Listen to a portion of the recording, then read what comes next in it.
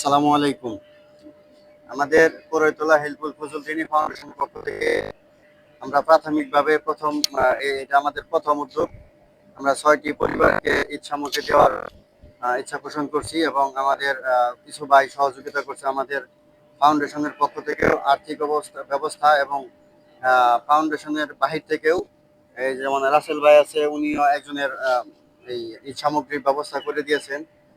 প্রাথমিক পর্যায়ে যে এক একটি পরিবারকে একটি করে তেল, একটি করে দুধ, এক হালি ডিম, একটা লবণ, দুটো সেমাইয়ের প্যাকেট, একটা গোসলের সাবান, একটা কাপড় কাচা সাবান, একটা প্যারাশুট তেল, একটা মেহেদি, 1 কেজি চিনি, একটা নুডলস, একটা পোলাওয়ের চাউল এবং কি প্রায় 1 কেজি মতো পিঠা। এই সামগ্রীগুলা প্রাথমিক অবস্থায় আমরা এক একটি পরিবারকে দেওয়ার উদ্যোগ নিয়েছি।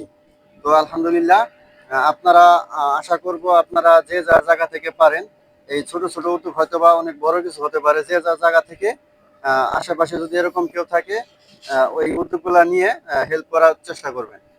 ধন্যবাদ। আসসালামু আলাইকুম।